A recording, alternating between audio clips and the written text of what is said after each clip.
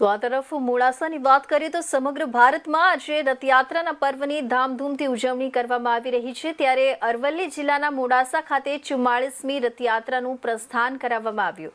જિલ્લા પોલીસ વડા મનોહરસિંહ જાડેજા, નગરપાલિકાના પ્રમુખ જયશ્રી પટેલ, મામલતદાર ગોપી મહેતા, ગારુડી ગોગાધામના ગાદીપતિ ચેતન ભુવાજી, વિષ્ણુ પ્રસાદ શાસ્ત્રી સહિતના મહેમાનોએ રથયાત્રાનું પ્રસ્થાન કરાવ્યું.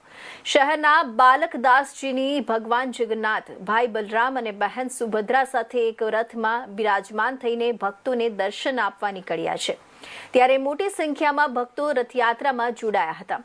રથયાત્રાના અંદાજે 7 કિલોમીટરના રૂટ પર પોલીસનો ચુસ્ત બંદોબસ્ત પણ ખડકી દેવાયો છે. તો ઘોડેસવાર, વિવિધ ટેબલો, ભજન મંડળીઓ, ઢોલીઓ રથયાત્રાના મુખ્ય આકર્ષણો બની રહ્યા છે.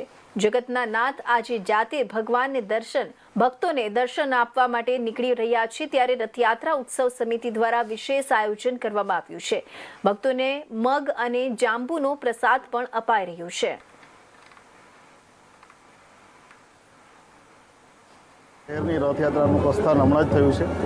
ટોટલ અમે 500 પોલીસ અને અન્ય હોમગાર્ડ અને જીઆરડીના જવાનો સાથે બંદોબસ્ત કરી રહ્યા છીએ.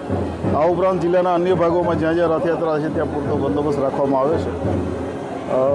બંદોબસ્ત ઉપરાંત અમારી પાસે અહીંયા સીસીટીવીનું નેટવર્ક છે. પ્રાઇવેટ સીસીટીવી પણ અમે એની સાથે જોડાણ કર્યું છે. ઉપરાંત આપ જોઈ રહ્યા છો ડ્રોનથી પણ સર્વેલન્સ ચાલુ છે. ધાબા પોઈન્ટ, ડીપ પોઈન્ટ, ઘોડેસવાર પોલીસ આ બધાની સાથે શાંતિપૂર્ણ રીતે રથયાત્રાનો પ્રસંગ પૂરો થાય એવી પોલીસની પૂરેપૂરી તૈયારી છે.